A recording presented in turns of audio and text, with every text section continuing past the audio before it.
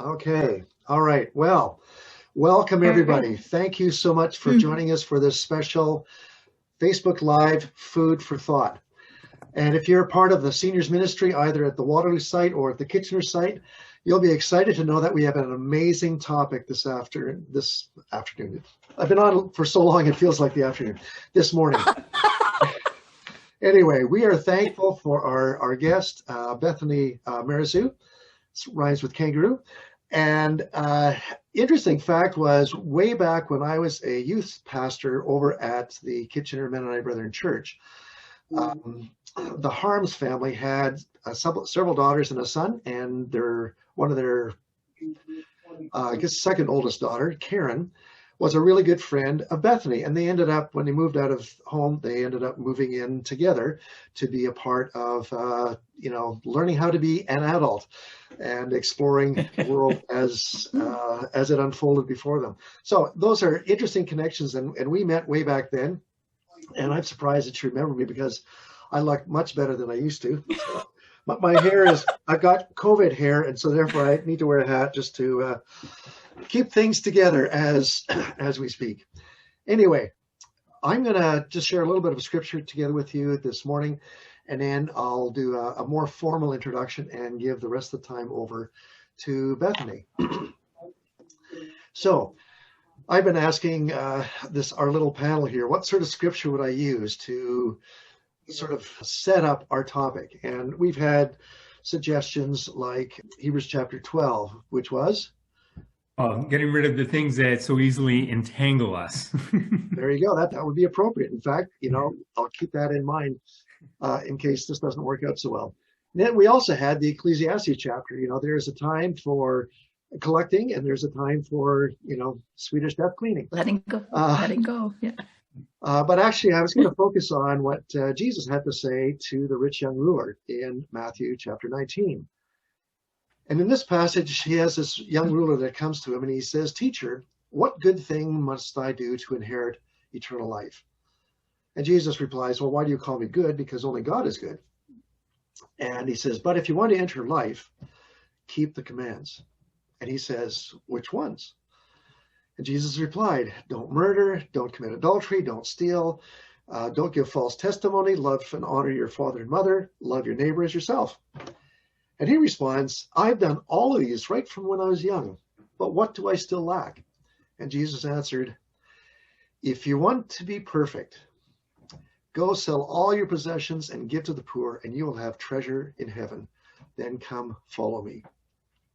And I suppose what we could say, Jesus responded to the rich young ruler, says, "Go do some Swedish death cleaning, and you will have treasure in heaven."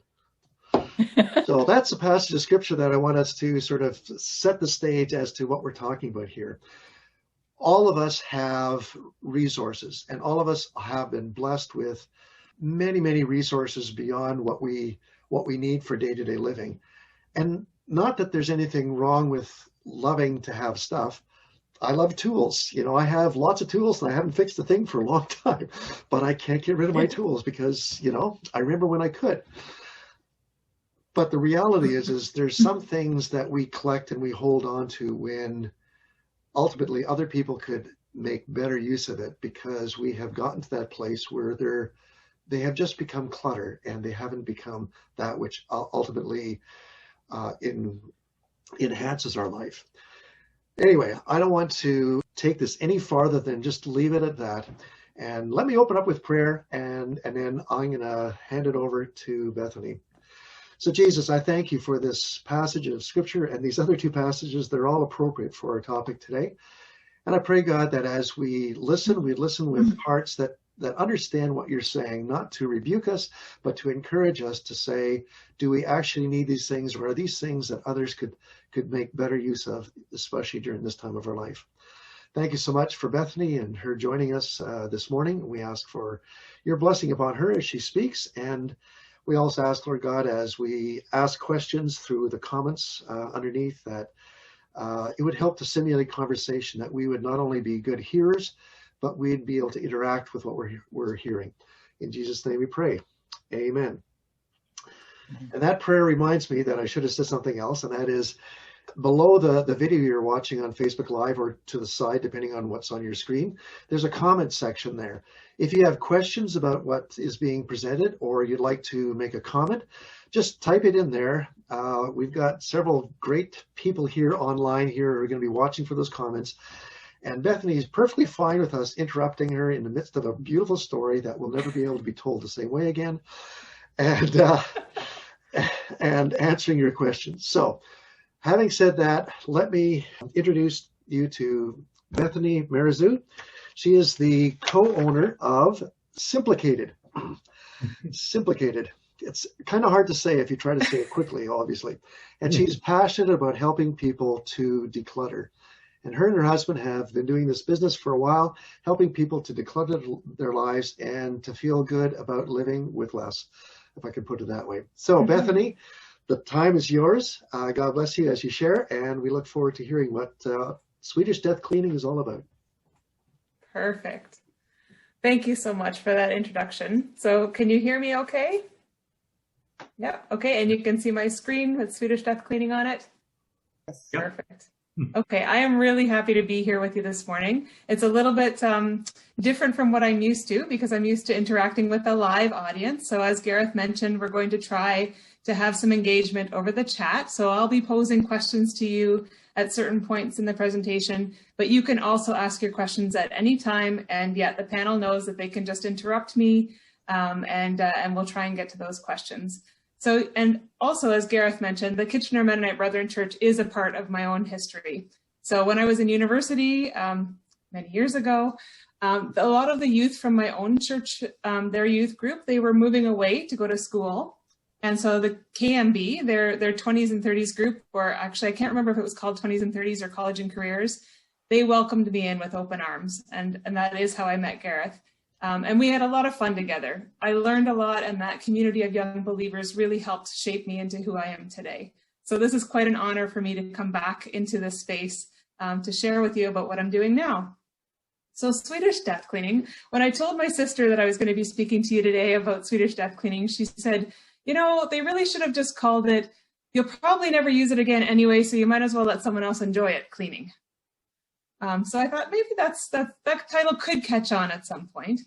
So anyway, so I'm going to talk about what this means. So I don't know if we have any Swedes in the audience today. I'm kind of hoping not, because I might butcher the pronunciation of this.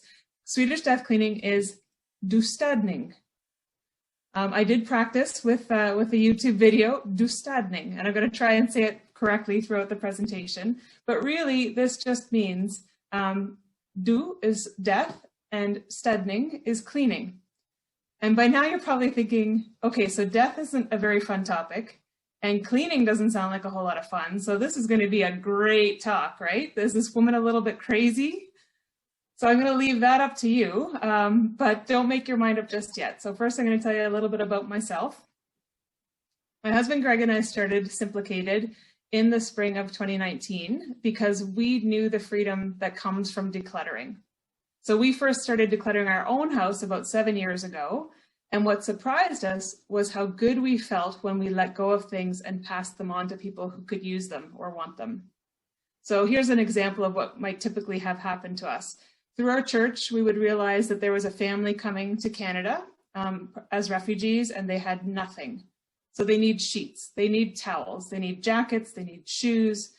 So we would look at what we would have and just realize how much we had and think, we don't really need all of this. So like, seriously, how many towels does one family need, right? So we would donate them. And yes, we felt good about helping someone out, but the surprising part for us was how good we felt about taking that extra out of our house and the space that was left behind. And that was just, we kind of described it as a feeling of, like when we looked in that linen closet and there was space, it felt good to us. So we started to think about how could we give other people this feeling? And that's when the business plan for Simplicated started to take shape. So we wanted to ensure that decluttering would remain meaningful, not just to the people who are doing the decluttering, but on the other side of it too. So we wanted to have it mutually beneficial for people. So for example, if I'm doing a wardrobe edit for someone, and then I know in my mind someone else who is personally, like maybe they've come to Canada recently, or they're starting a new chapter in their life and they need a hand, I'll bring that edited clothing to them and let them choose what they want.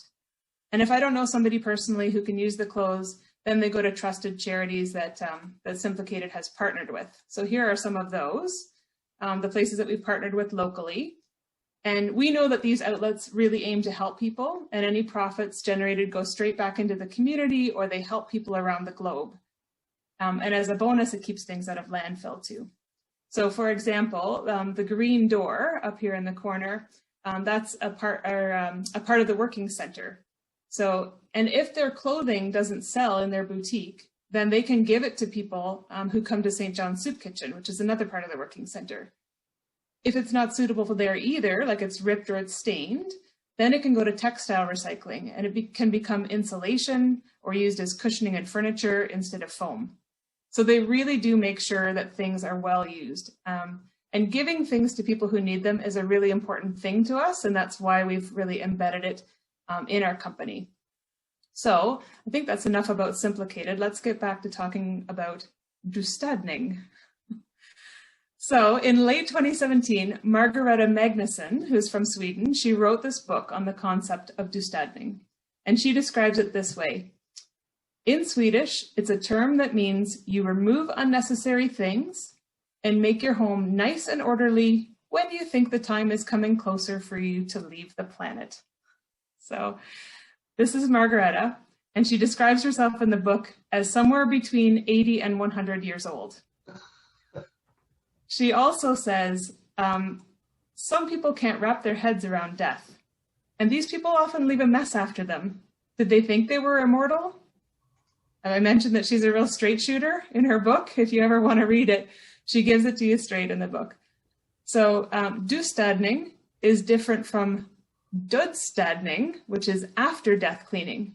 That takes place after someone has died and family members are left to sort out the belongings.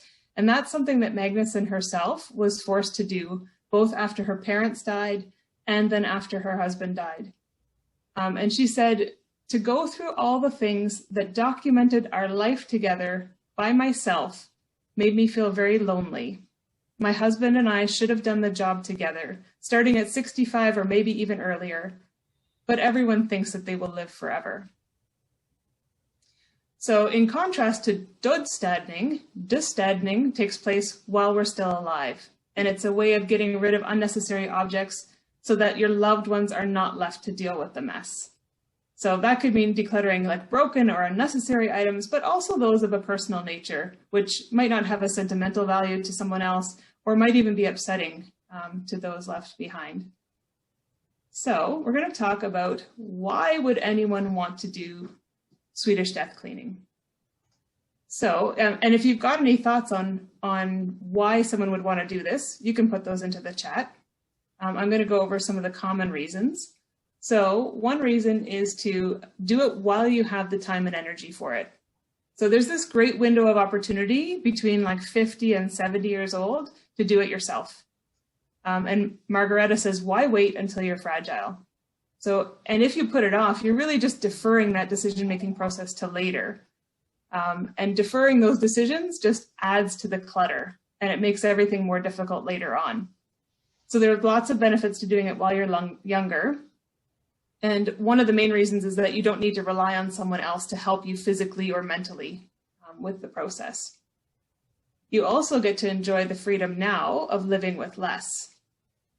So you get to have the sense of awe and calm if you've gone through this process yourself. Actually, I was talking to somebody yesterday, and they said her mom, she had a diagnosis of a brain tumor a few years ago. And even though she was only 50, she decided to do some of this process already. And her husband said, isn't that kind of morbid, that you're going through and doing all of this cleanup now? And she said, no, it's just very practical. So it just depends on how you look at it. So if you do this now and you live with less, here are some of the benefits. You do have more space, you have more breathing room, and you can focus better, you can feel really good about your space. Having people over becomes easier because you're not worried about them seeing any of the clutter or mess. I talked about that feeling of, when you walk into a room that's clutter-free, you're going to promote your own mental well-being, and you can relax more because you have less to look at. You can find everything too. And that's not only mentally healthier, but you can be physically healthier because you can devote your time to other things like, cooking, eating well, exercising, things like that. You also have more energy. You don't have to take care of all that extra stuff. Like if you think about the energy that goes into that extra stuff, you have to clean the stuff, put new batteries in the stuff, repair the stuff, figure out where to store the stuff, how to find the stuff. It's much more efficient if you don't have quite as much, and then you have more energy and time for the things that matter to you. It also will save you money because as you become more content with the fewer things you have, you buy less.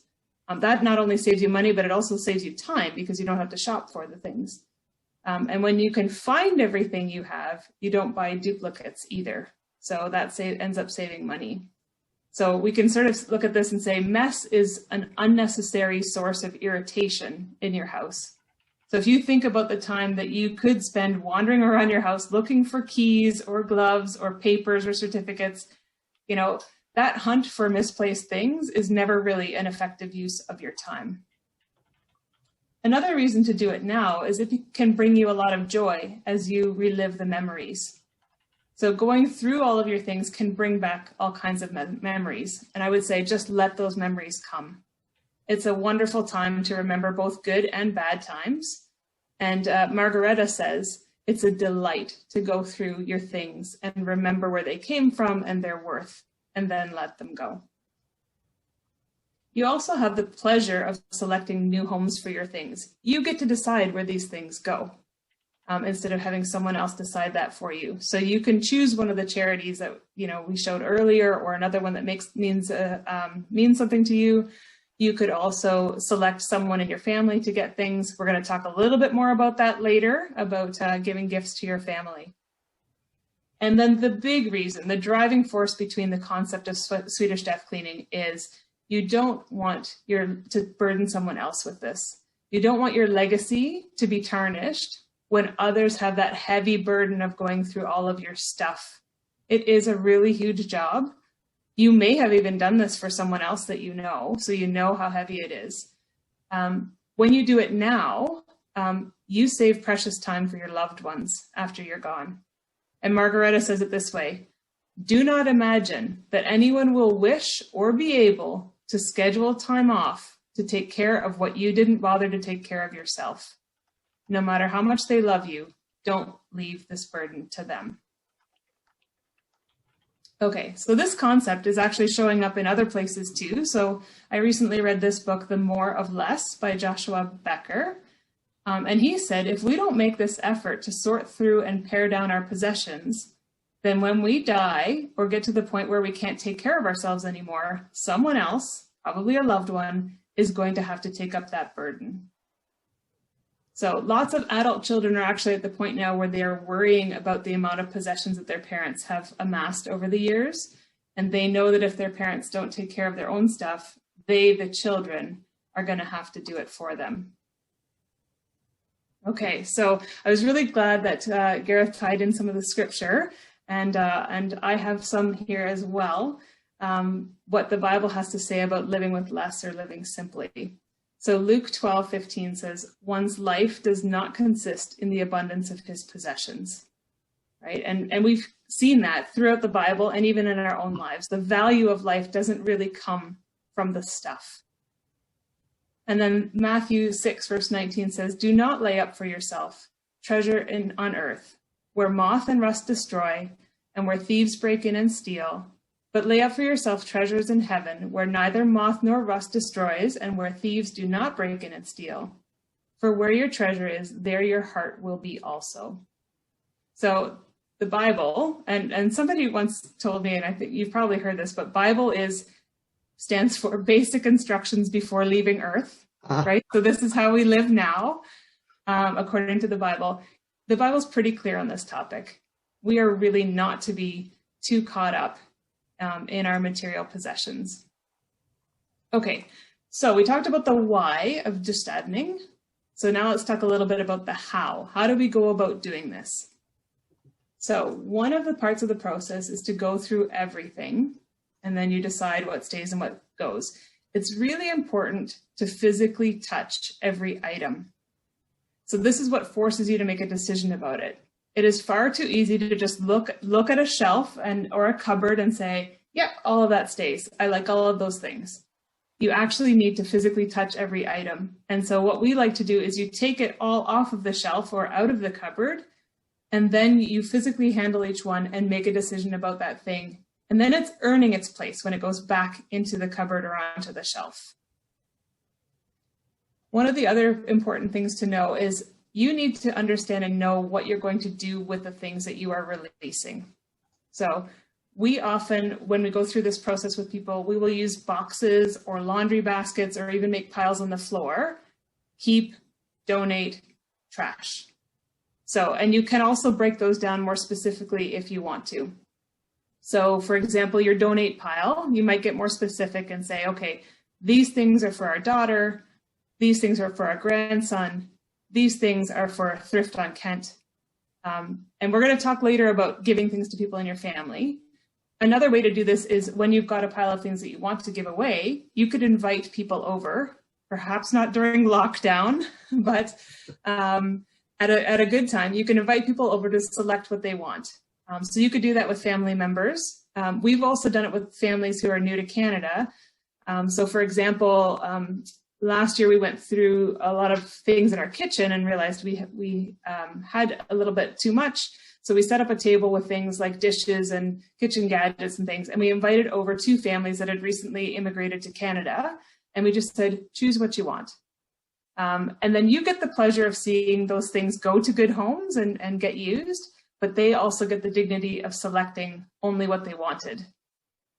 They have the dignity of choice. So that's one thing you can do. And then the other big tip I can offer here in the how is doing things by category instead of by room. So this prevents your things from simply migrating around your house. If you clean out one bedroom and then those things have to leave that room, they might just find their way into another room that you haven't gotten to yet. And it just migrates around. It creates more work for you. You're handling this thing many, many times. And so it's better to do it by category. So for example, when it came time for us to do books as a category, I had books everywhere, places I didn't even really know that I had books. So I had books in the living room and in the basement and on a shelf in our bedroom and all these places. And so it was a really important step for me to bring them all together. I piled them all up on our living room floor, and then you can see how many you have. And it hit me pretty hard. I do like books, and we'll talk more about books in a minute. But yes, and Gareth, you might need a little bit of help with books. I can see that. So, but anyway, what it forced me to do was see how many I had, and you kind of confront that. And I thought, if I retired today and started avidly reading, like devoting a lot of time to reading these books, I would still never get through all of these. Plus, there are all the books that are still being written and coming out. And there's libraries, and I get really excited about books, if you can't tell. But there was no way I was going to be able to read all of these books. So that helped me, seeing them all in one place, it helped me to really pare down because you've seen exactly how much you have. And that's an important part of the process.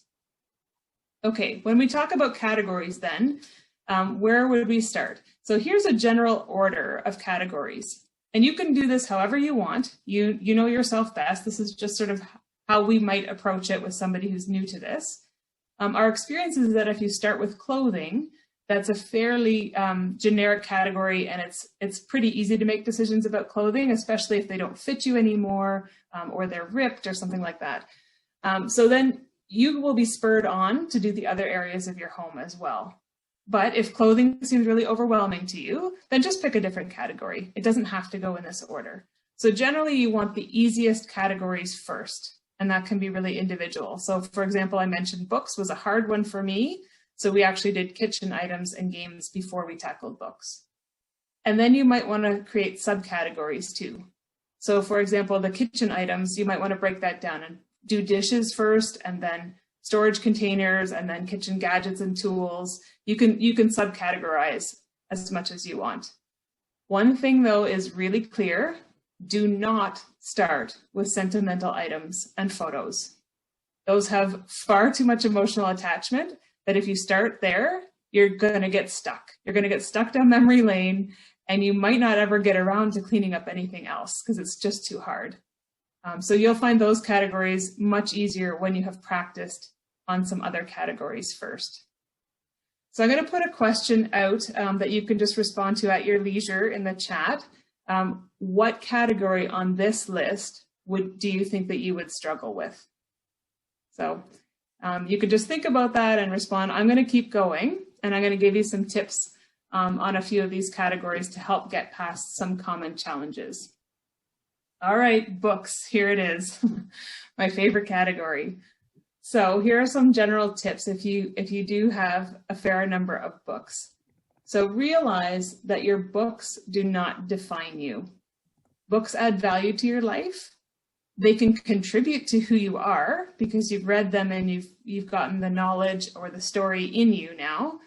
But the book itself doesn't define who you are, whether in abundance or in lack. So this one for me, I had to think about my bookshelf, like what that people would see at work. I kind of thought these books represent how smart I am because I've read all of these books, or maybe I've wished to read all of these books, or I've read 3 pages of these books.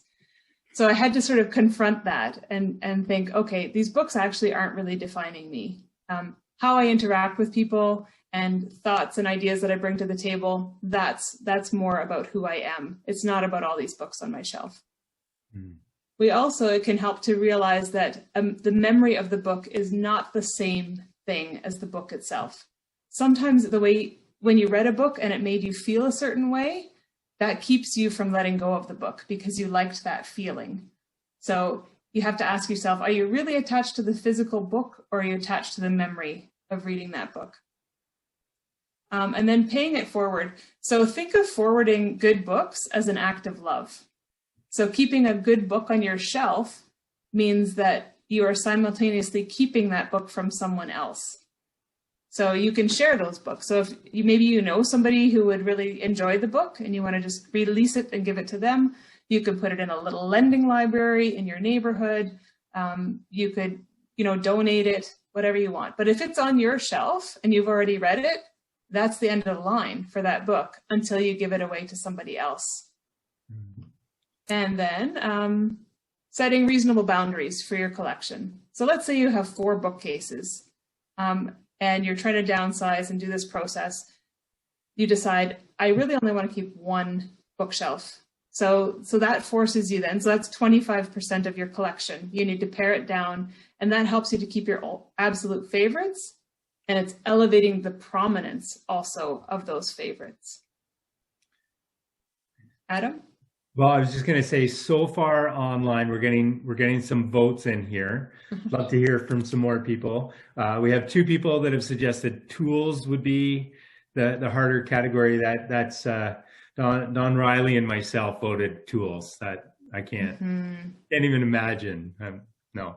And then we also have a couple of votes for clothing being a struggle, and one for photos. So, right. Yeah. So keep it coming, people. But love to hear what category you believe would be the hardest to go through. Bethany, if I can just jump in there too with an observation, and that is, how do you, especially when you're paying it forward to someone, and it's something that is you have a huge emotional association with, and you give it to someone, and they go like, yeah, I really don't want that ugly thing in my house. Yeah, so I'm actually going to be talking about that in a few slides, just to talk about when you're giving what you think is a gift to someone.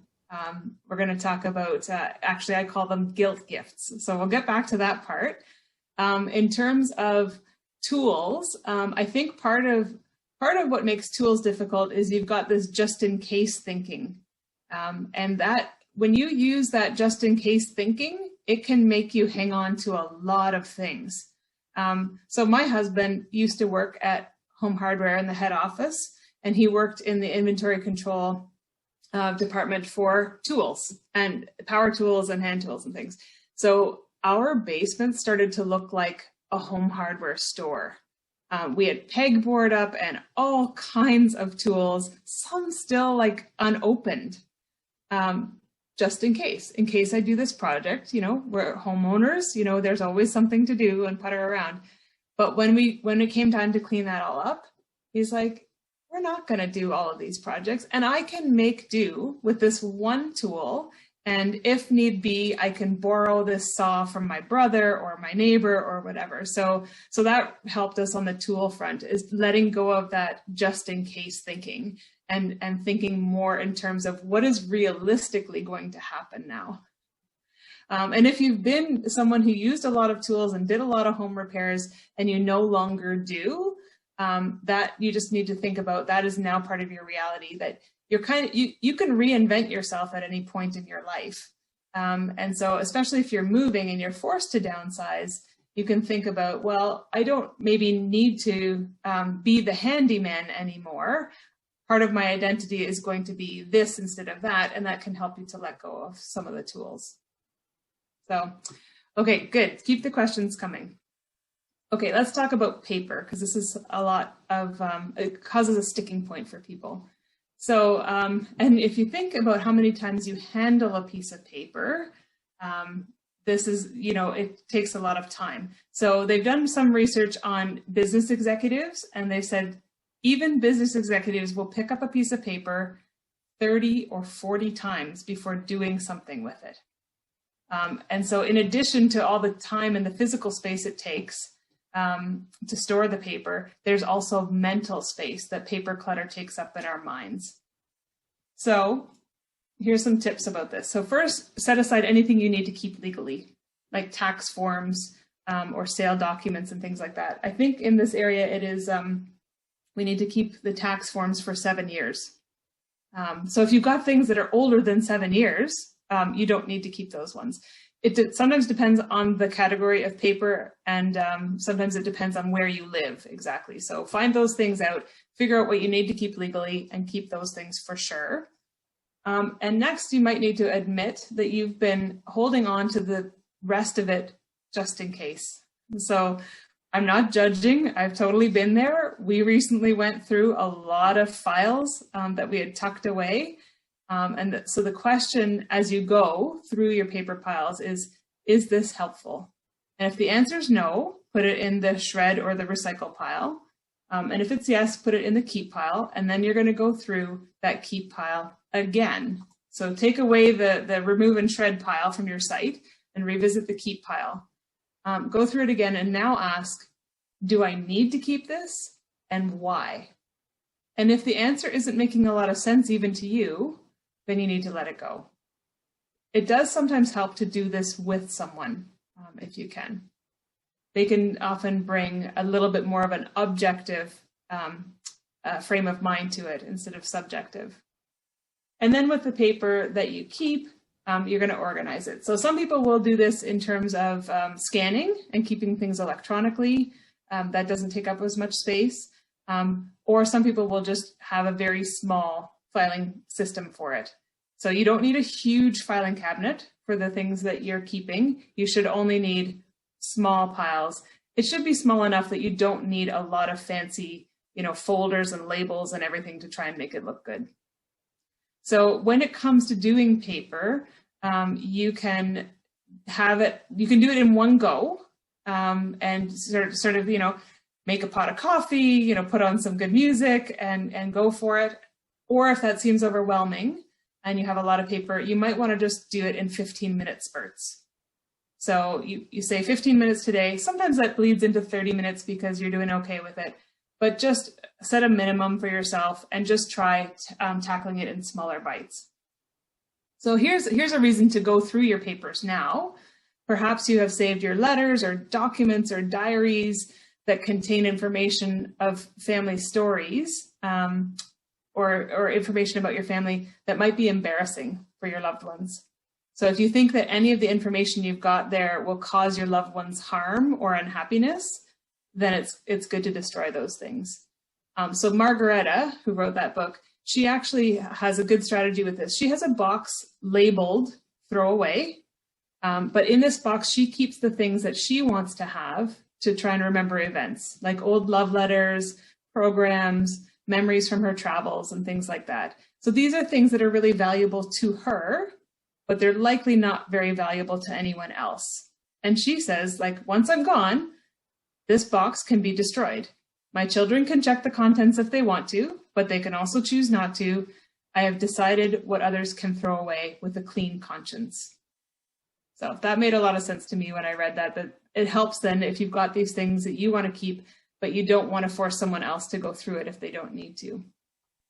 I got just a question that came up, looking to figure out what category to put, craft supplies, yarn, would all those kind of things, would they fall under games or? Yeah, they could be their own category. Okay. So yeah, it's a good point. There are things maybe not on that list. And so I would, if you've got a lot of craft supplies or knitting supplies or things like that, I would have its own category and do that in one shot. And again, some tips on that is, how much do you see yourself doing this going forward? Is this how you want to spend your time? And is that realistic? I used to scrapbook, and I did books for our kids. We have 2 teenagers. And I did books of them, photos when they were young, and documenting some thoughts about their growing up. And then I had a lot of supplies because I really enjoyed this. I did it with a friend as well, and I had so much paper and things. And then I kind of finished up the books and thought, I'll come back to this. I'll probably, like, when I have more time, I'll probably pick this up again and do more.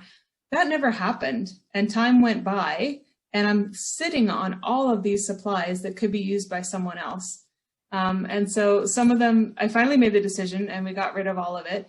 And some of it we sold on Kijiji. A lot of it I actually donated to, there was a woman in my church who did scrapbooking with the people in the women's prison.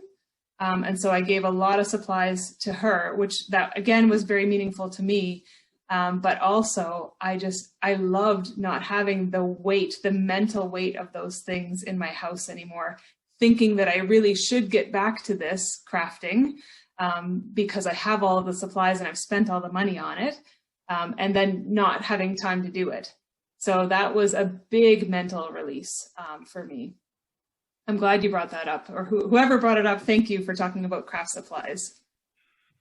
Yeah. Okay. Thanks for that answer, and thanks, Kathy, for the question. Yeah, great. Okay, so what about some other sentimental items?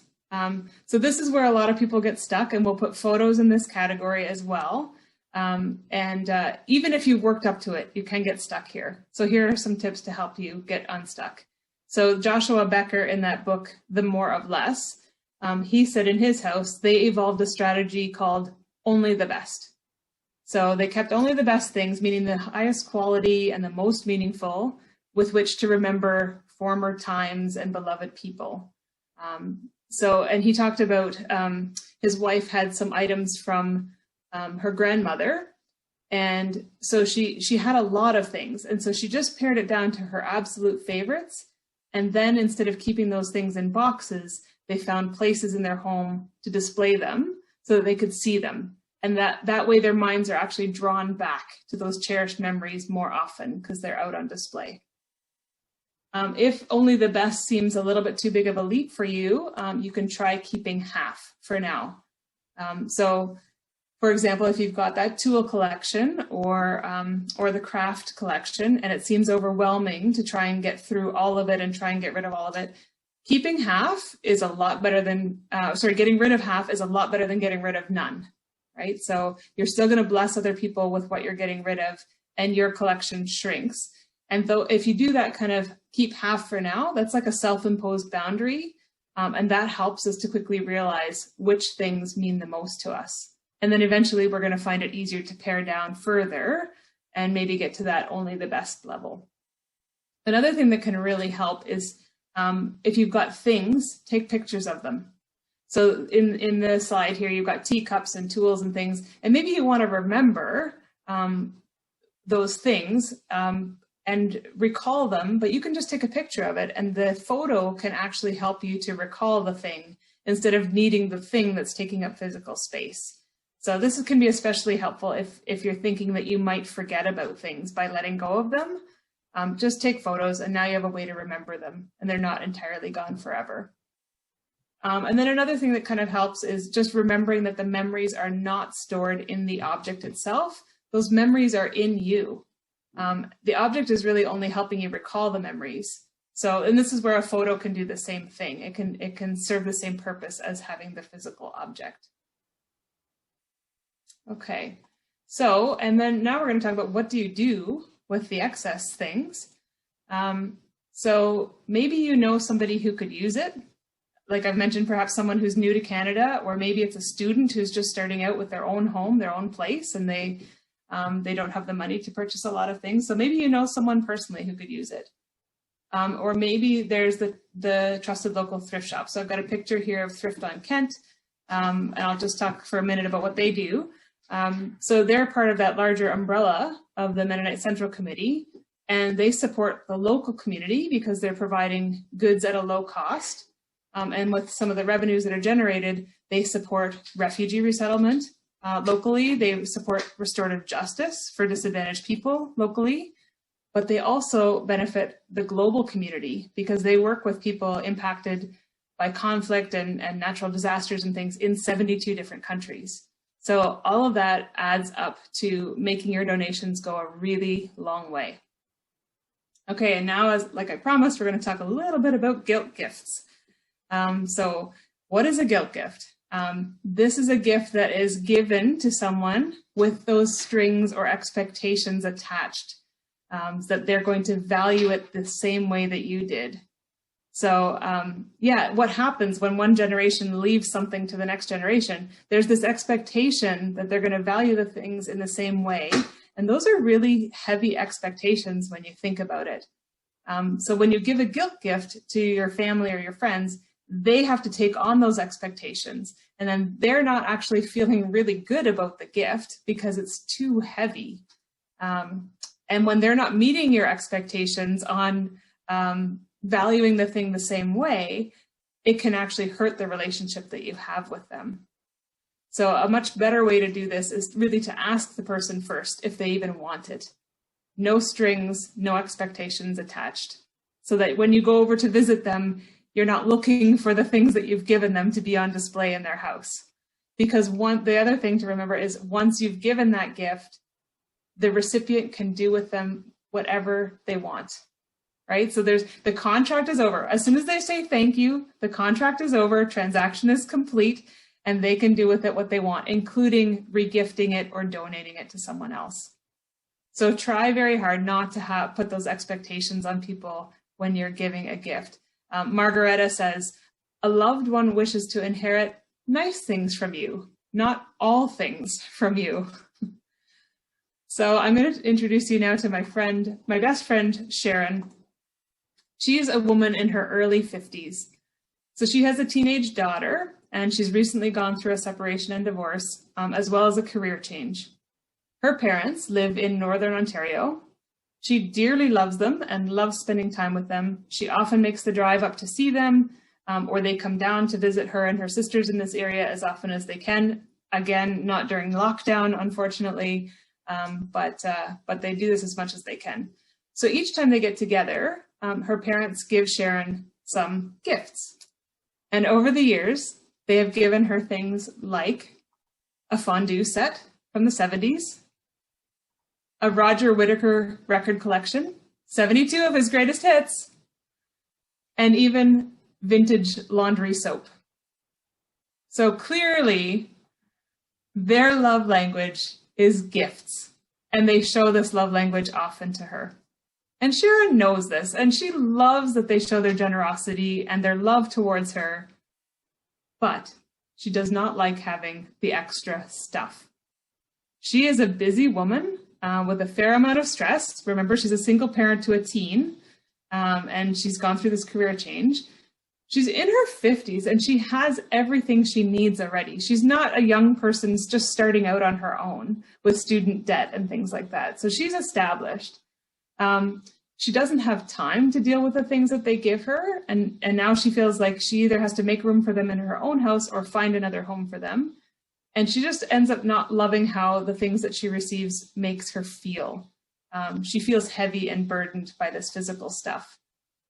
So some of the things that they've given her are not even sentimental. They just want her to have them because they believe that she can sell them on Kijiji and make some money. And thereby they're helping her out, right? So they don't really have that option themselves because living up north is really different from living in southwestern Ontario. So Kijiji, the market isn't quite as strong there. So they give all kinds of things to her. But here's what Sharon says about this. What my parents don't realize is that I need to take a picture of the thing, find a space in my home to store it temporarily, research what it's worth, post it on Kijiji, and then spend time responding to all the inquiries and setting up times for people to come and see the thing. All this for, $25 or $30. And she said, this is not really worth my time at all. And I know that they mean well and they're trying to help, but it stresses me out. And currently, she showed me she has 3 pages worth of things on Kijiji. And these things are all in her house, taking up space. And she would much rather spend her time on other things, even like Zoom calls with her parents. She'd rather be doing that than trying to sell what they've given her. So what Sharon really wants you to learn from her story is that your kids are not always super thrilled to receive your gifts, and it may not end up helping them as much as you think it would. So we're going to return to this topic about your legacy.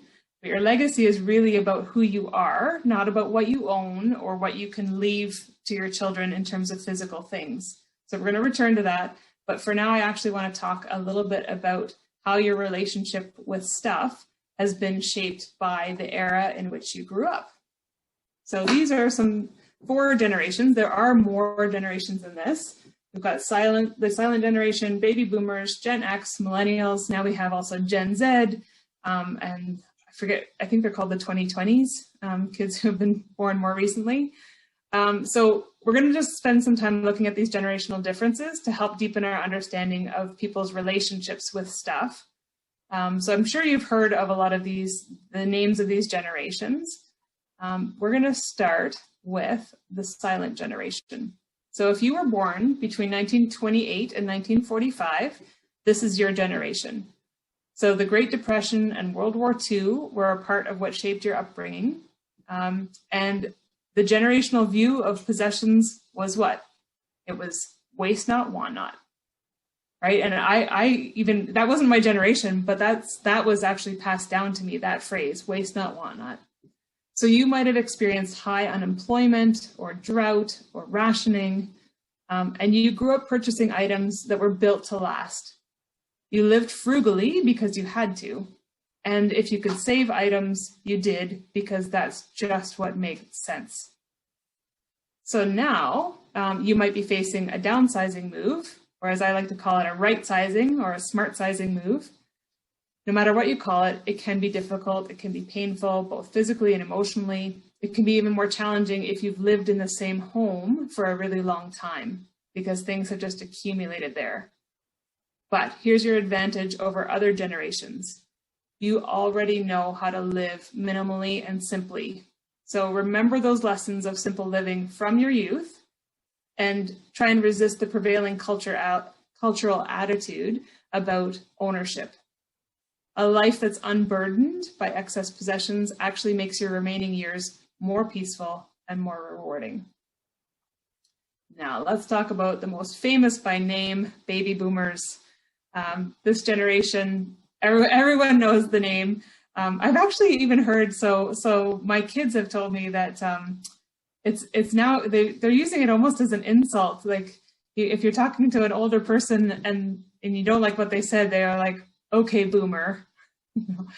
I don't love that, but anyway. So these guys are the most famous by name. So if you were born between 1946 and 1964, this is your generation. Boomers were born immediately after World War II, and they grew up in a very different world from the silent generation. There was a housing shortage due to all the returning servicemen and servicewomen, and then there were also unusually high birth rates, and there was a sudden expansion of home building onto the outskirts of town, and that's how we got suburbs.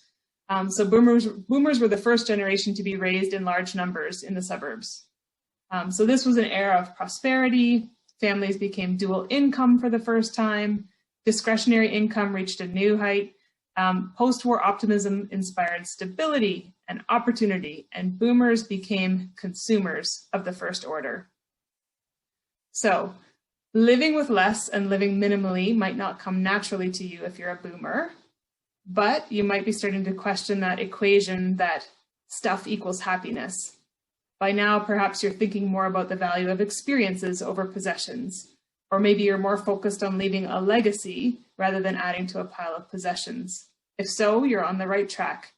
Your advantage over other generations is because you have seen so much progressive change and brought the world progressive change, you are also capable of changing your perspective on ownership and consumerism. All right, so Gen X, born between 1965 and 1980, this is my generation, and we have quite the reputation. We have been labeled cynical, individualistic, self-absorbed survivalists, and we've grown up in families of working parents who have a lot of disposable income, but not much time or energy for their kids. So who's heard the term latchkey kids, right? So yeah, our parents were able to buy nice homes in the suburbs, but sometimes at the expense of something like family dinners around the table together. So we were coming of age during the technological revolution. So for example, I began kindergarten. There were no computers in my school, but by the time I graduated university, I was sending my resumes out by email. So it's been said that because we have individualistic pursuits and we don't really trust institutions, we might average 7 career changes in our lifetimes. That was something completely unimaginable by our grandparents.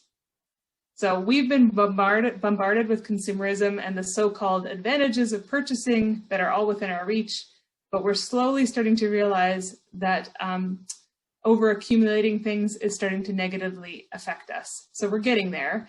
And I had to think about this, like, what is our advantage over other generations? We're pretty organized. We have good ways of organizing all of that stuff. So the next generation I want to talk about is the Millennial Generation. So these guys were born between 1981 and 2000. And in a lot of ways, minimalism is a natural way of life for millennials. Technology is already part of their world, and they expect to be connected to technology at all times. Their offices are coffee shops or now at home, and they want to be mobile, and they consider mobility is the new stability for them. And so it's difficult to be mobile when you own too much stuff. So this generation is also the most environmentally conscious of all of the age groups, and that influences their buying habits as well. They also have leveraged technology, so they've created a sharing economy to share things like bikes and cars and even houses. So they're more concerned with access instead of ownership. The internet has opened up all kinds of possibilities in purchasing. So nearly every product could be at your doorstep within 24 to 48 hours with just the click of a button. So that means that they need to stockpile less in their homes because they can get it quickly when they need it. And technology has just made it easier to own less, right? So they're well suited to minimalism. So that is an overview of how each generation has been shaped by their collective circumstances and how they might look at possessions differently. And no matter what generation you belong to, you can live with less than you think. So let's go back to the concept of building your legacy. So remember, you are not your things, and you don't need to save your things to give to people to have them remember you. Donating your things now is actually an act of generosity. So I was thinking about what are some ways that you can build a great legacy without things. And I'm going to put this question out to you. I'm going to talk about a few of them, but here's a question for you. What are some of the ways that you are building your legacy without stuff? So one of the ways is you could write letters to your family. Our generation now has kind of lost the art of writing a letter. Things are more electronic and things, but writing a letter, having something in your own handwriting is a precious thing to give to your kids. that doesn't take up a lot of space. So you could write about all kinds of things. You could write about memories that you have, memories of your family members, memories of grandparents and great-grandparents, and just to sort of tie that generational thread together and pass down some stories to your family. You could also just talk to them in real time, phone them, video chat with them. They get to know you a little bit better when you spend time with them. And even if we have to do that virtually right now, you can do it this way through phone or video chat. And then just, you can talk about whatever. You can talk about memories, but you can talk about how they're doing in their lives and give some thoughts and things. You could also audio or video record you telling stories from your life. So maybe stories of your childhood, maybe stories of a young adult, memories that you have of events that happened either within the family or just sort of global events. And you can include little details there of how you felt or some historical details, like how much did things cost? That's always kind of an interesting one because inflation changes that so much over time that even in just one generation, you can see. I was astounded to find out how much my parents paid for their first house. Like, if only, right? If only we could have invested a lot in real estate then, we'd be probably rich today. But anyway, that's besides the point. So you could also take your family on a trip, again, when it's safe to do so and we're not in lockdown. You could take them to where you grew up and tell them about it. So whether that is in Ontario or even in another country, you can do that together. We did this with my parents on their 50th anniversary. We actually just drove to their homes within Waterloo region that they had lived in. So the house where each of them grew up, and then their first house together that was in Waterloo, and their next house, and just letting them tell us about what it was like to live there. Yeah, we just parked outside, actually. We just parked on the street, and they looked at the house and let them tell us about what it was like to live there. So if you want some more motivation in terms of doestadning, so here comes a pretty hard-hitting concept. Look around you. All that clutter used to be money. Ouch, right? That's kind of a tough love approach, but it is powerful. So what else could you have done with that money? Maybe you could have gone out to dinner. Maybe you could have taken a trip, again, when it's safe to do so.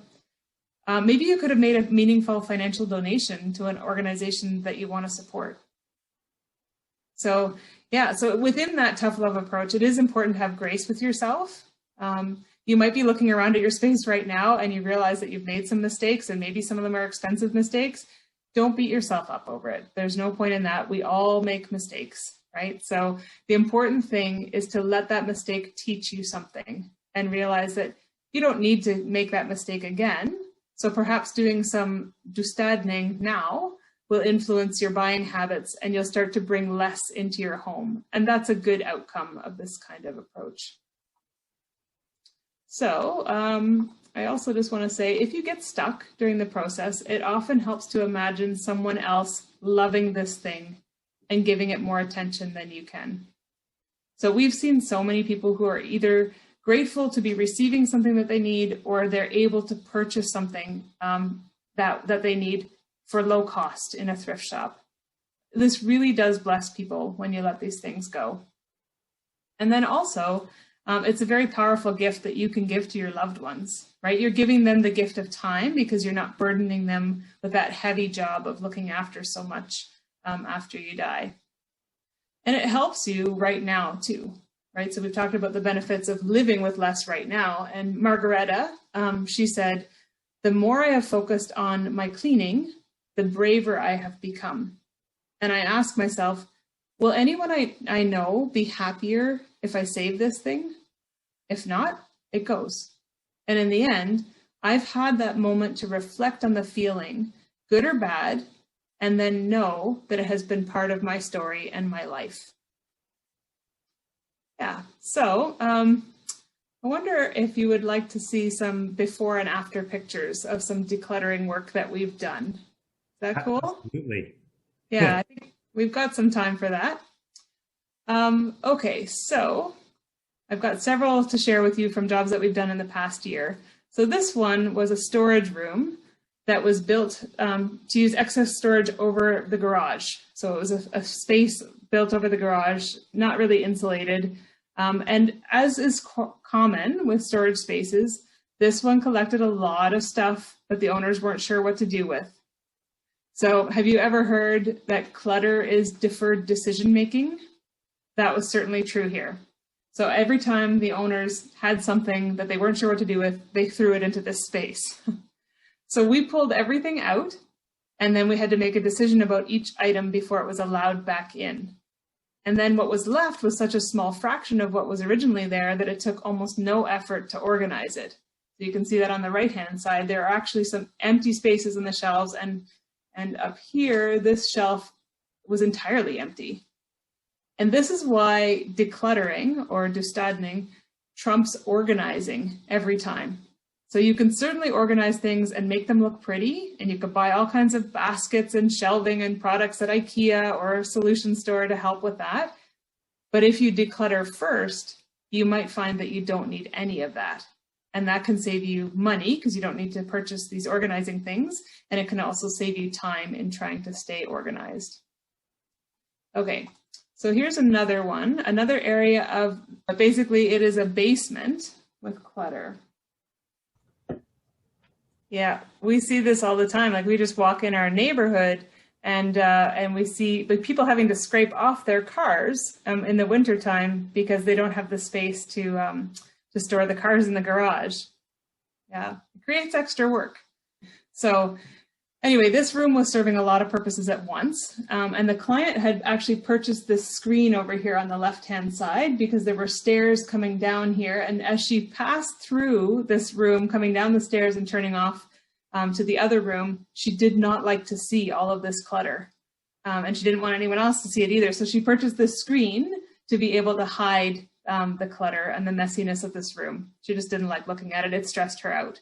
So some of the things that were here were set up for her kids and they had outgrown them. So for example, over here on the right, there's this computer here. There's a little ghetto blaster there as well on this low table, because when they were little, that was the table that suited them for this computer. And so, but before we could even talk about moving that computer to a higher table, more suitable to them, the client realized that they didn't even need the whole computer anymore because her kids had now moved to laptops or handheld devices, and this whole computer wasn't even being used. So the desktop computer and the table could go. And that's an important thing I think to remember, is because the setup of your room should reflect the purposes for the room now, not your past purposes or even future purposes, but how are you using the space right now? So in the end, you can't see the after picture, sorry about that. But this was so decluttered and there was so much space that her daughter actually came into the room and danced through the room because all of this, you could see all of the parquet flooring there. And then she got rid of the screen because she didn't need it at all anymore. So I'm going to see if I can jump forward now to this one. So this was a client that we worked with last summer. Her dream was to move up north and live on the lake with as little as possible. So we worked with her for 3 sessions and she did a lot of homework in between. And each time we were there, we took away a full vehicle's worth to Mission Thrift Store. So that's these during pictures here. Those are our trunk loads, car loads filled with things that she gave away. And she was really good at parting with things. She realized during our very first session together that all of these material things were keeping her stuck and holding her back from that life that she truly wanted up north. And that propelled her through the process. And in the end, you can see that these after pictures down here, I couldn't almost believe that it was the same house. So for one, this picture in the top right, this was a chaise lounge here, and it's filled with stuff. This is the same chaise lounge down here in a decluttered environment. And the other thing that really surprised us as we went was this flooring is gorgeous. And when we first arrived at her place, we couldn't even see it. You could just see a little bit in the corner here of her flooring. And so it's really an incredible transformation. And when you're moving, this is the best time to declutter, because in the end, she sold her home for $100,000 more than she was asking because it just looked so good. And then she also had so much less to pack and move and find room for in her new place. And she's now in the process of building her little dream home right on the lake in Sudbury. And here's what she had to say to us. Before selling my house, I knew I needed to declutter. Bethany and Greg offered just what I was looking for, non-judgmental support and advice with lots of tips and reassurance along the way.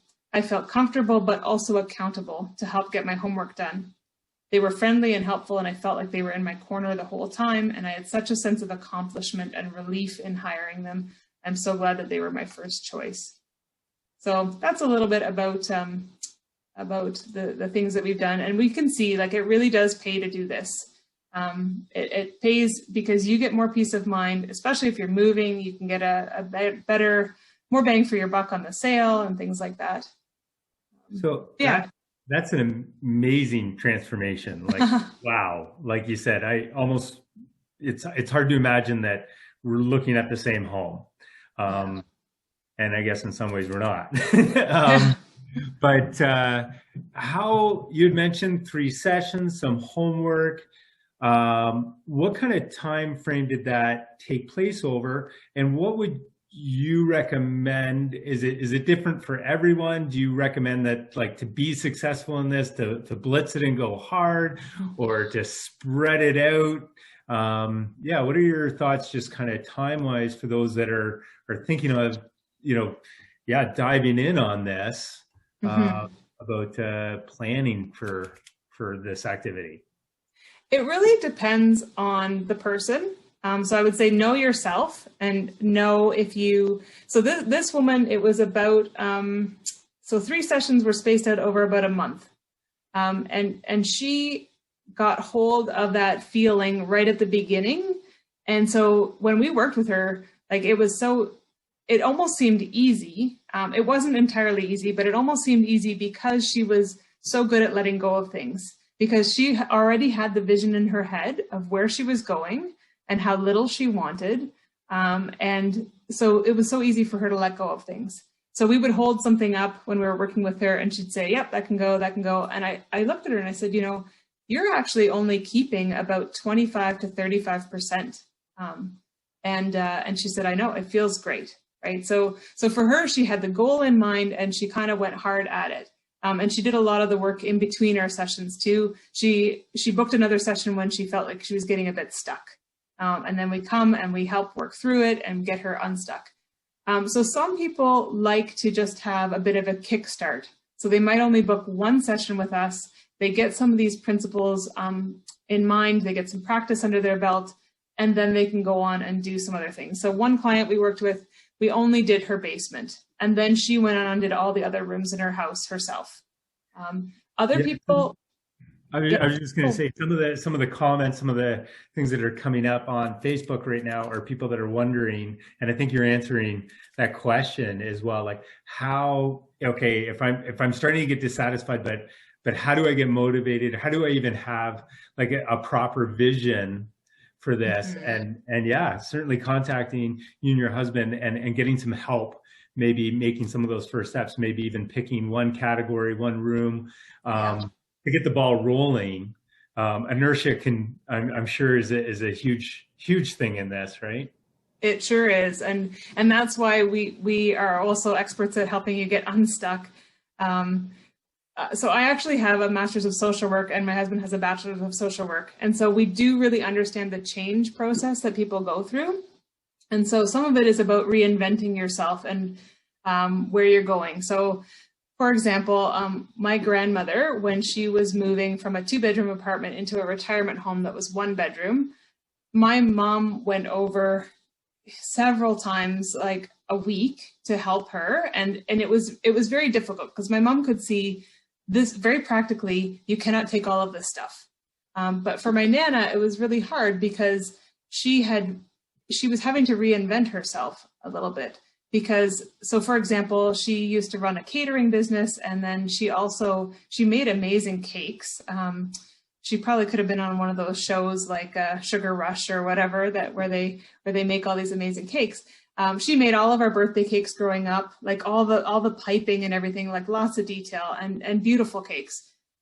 And so when it came time for her to move, and she was in her 80s, she still had all of the tools to make cakes, all of the pans, and she hadn't made any for years because, she had some arthritis in her hands, but it was difficult for her to let go of those things because that's who she was. And so we had to really work with her and talk to her about who does she want to be in the next phase. So that's something that can propel you forward too, is thinking about how do you want to live like in the next decade, this decade coming up. If you are moving, you can think about what purpose you want each room to serve. If you're staying in your house, you can also do that. So one of the things that we will do with people is come up with a few words to describe how you want to feel when you're in this room. So for a living room or for a dining room or whatever, pin them up on the wall and then let those words really help keep you focused on the process of getting rid of enough things until you reach the feeling of those words. Yeah. Wow. You bring up some big topics and some big change things to work through. You mentioned, the one being identity, right? And when we confuse our identity with either things that we have or the activities that we used to be involved with, right? That can be hard to let go, especially if there's something that we love doing or love being a part of, and now we're not able to anymore, whether that's physical limitations or otherwise. So I guess, part of this process is also can be a grieving process and so that you can let go. But I love how you point out, it isn't just what am I not doing anymore, but what do I plan on doing? Like, what does the next 10 years look like? What does that hopeful future look like? Yeah. I'm glad you mentioned the grieving process because that is a really important step. And that's something too that we don't always know how much time that's going to take for someone. And so you need to have grace with yourself and do it at a pace that seems right for you. And I mean, sometimes you have a moving date and that's going to be the thing that will propel you forward. You actually have a hard deadline. And we'll work with people on that. So we also do help to move people. So if you want sort of just some decluttering help before a move, we can do that. But if you actually want help packing everything up and getting the mover, we'll broker the mover for you, and then we will help you set it up on the other side. Those kinds of moves are much more successful when you've done decluttering work ahead of time. So we can do floor planning sessions with you. If you know the retirement home that you're moving to, we can look at the floor plan and say, this is how much furniture you'll be able to take along to fit into this new place. And then we work on how much stuff can you keep. So if you're taking just that one bookshelf instead of 4, then what are the books that are going to be on that bookshelf, and you need to get rid of the other ones. That's when people have the most success and the most satisfaction during the move process, is when they've been able to do that work either themselves up front or they work with us to do that up front. Yeah, do you have questions coming forward in the chat, or should I ask some questions? Well, I've been bringing them in as they come. I have Debbie just saying thanks so much. People are loving the tips and the advice. So, but I encourage anybody that has any questions. This is a big chance. Post them. Let us know what they are. And if you don't have any questions, I have some for the audience. Like, have you ever received a guilt gift? Have you ever given a guilt gift? And Ginny is just wondering any advice on photos. We had a couple of people that said that would be their toughest category, and if you had specific advice that way. Yeah, so photos, I think one of the things that's important about photos is if you're going to keep them, document what they are and who the people are on the photo. Typically what happens with photos is you've got in a photo album or in a box of photos, let's say you have pictures from a trip that you took. You've taken a lot of pictures of buildings or scenery, or if you've been to the zoo, you've taken pictures of the animals. Those are probably not the most meaningful photos, especially if you want to be able to share memories. It's the people. Oh, look what, Uncle Joe looked like in this photo compared to how he looks now, and people like to see, like, so when we had kids, and they were little, I wanted to look back at photos of my parents when they were little to see what resemblance is there. So the pictures of the people are the most important ones, I would say. Pictures of scenery and buildings and things, you probably don't need to keep a lot of those, or you might just want to keep just a very few, like very special ones. Yeah, so, and photos, so there are places that you can work with that will scan all of your photos digitally. If you don't want to keep the physical photos, that can be helpful if you've got an awful lot, or sometimes we have slides. Like when I grew up, we watched slideshows on the projector in the living room. So getting slides actually converted into print photos or digital photos is sometimes important because we don't always have the slide projector anymore. And having them digitally allows you to share them. Like if you've got family members who don't live close to you and you want to email them pictures, you can do that. So I kind of like the digital. I also like physically going through some photos. So I would say if you've got photos, use them. You know, again, when it's safe to do so, have some people over and have a good time going through those photos together, right? Because that's why you have them, is to remember and enjoy. It sounds, you know, like similar advice to the sentimental items, you know, with only the best, and then also display them instead of boxing them, right? Sorry. Okay, I wondered about the cost. Like, do you have a cost for a consultation, cost per hour, things like that? Because I think it is a huge service that you provide. Yeah, what about what to do with things now in lockdown? Because that's actually something that I'm looking at, because the secondhand stores or the MCC, the thrift shops, you know, Thrift on Kent, those would be my go-tos, but a lot of them aren't receiving anything right now. So then I end up with boxes labeled to go, and it's, you know, so what do you do? So the lockdown's not going to last forever. Okay.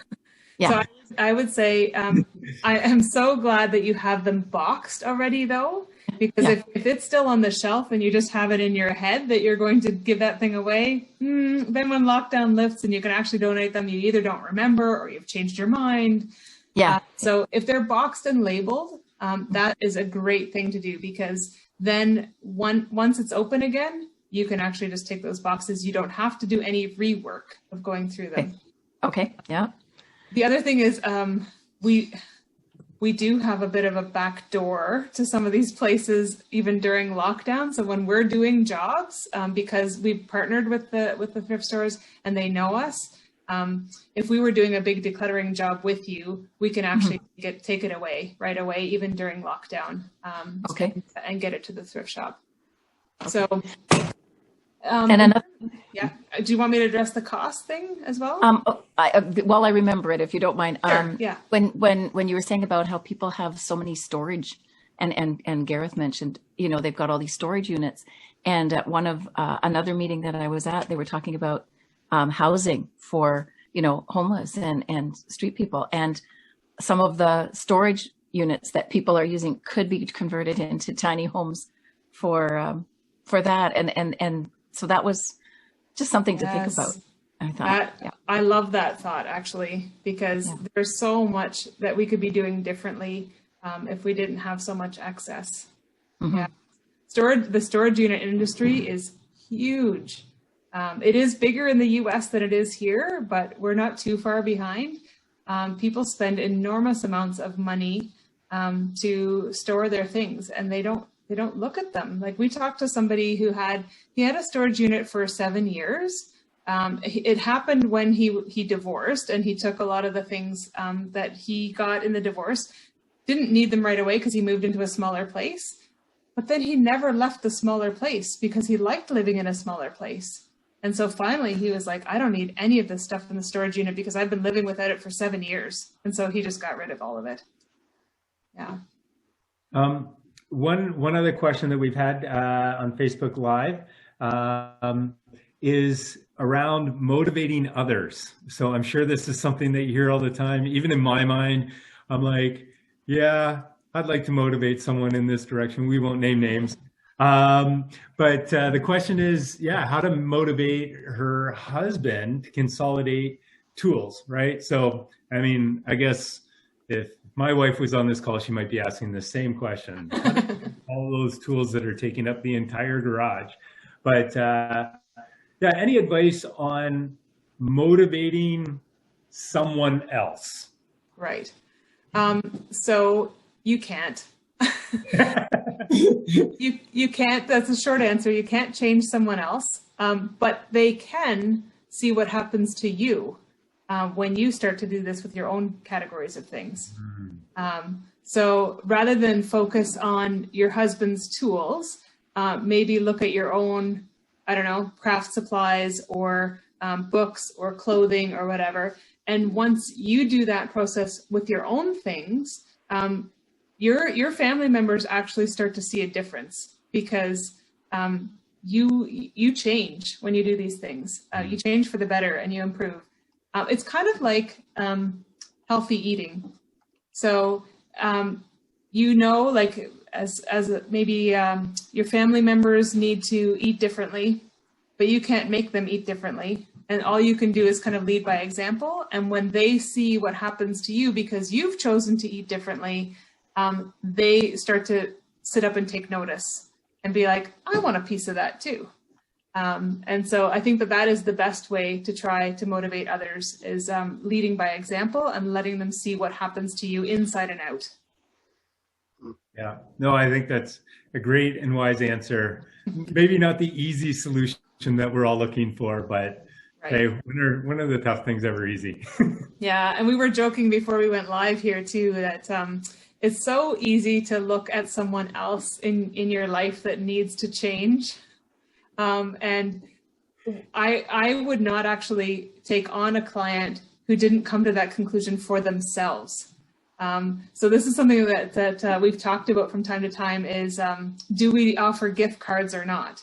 And we think that actually the gift cards might be a bit of a disaster, because if you can imagine, I might give a gift card to my sister. Here, have these decluttering sessions, with Simplicated, and my sister is not ready at all. And so then when Simplicated arrives, we're not going to get anywhere, because they don't know, they haven't bought into the value yet of decluttering. Yeah. Well, we're getting close to the end here. I've had several comments from people saying that they have been very, very much enjoying these sessions. Again, for those that are wondering, the best way to find out more information as to costs and that sort of stuff, go to simplicated.com, and there's all that information there, or you can call the phone number or email. All that information is right up on your screen right there, and start a discussion. And again, don't do it for someone else, do it for yourself, because that's what we need to do. But you have to come to that for yourself. You can't force it upon somebody else, and I really appreciate you saying that. Mm-hmm. Your books do not define you, Gareth. No, but they don't define me, but they do chart a course in history.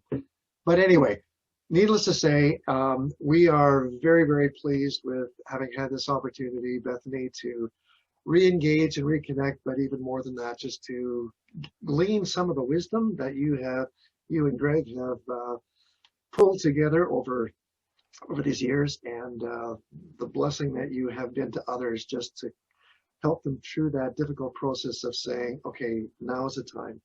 Let's deal with this. Okay. On that note, we will say thank you to each of you who has tuned in for this special presentation of Food for Thought.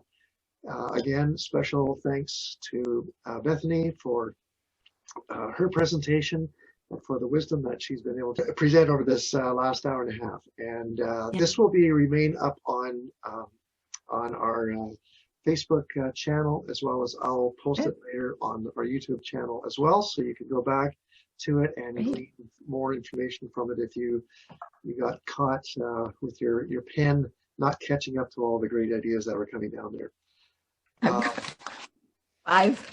6 pages. So on behalf of the leadership team, I just want to say thanks again to all. involved. Thanks, Adam, for helping to host the questions and that sort of stuff. And we invite you to have a beautiful rest of the day and into the weekend. God bless you to everyone.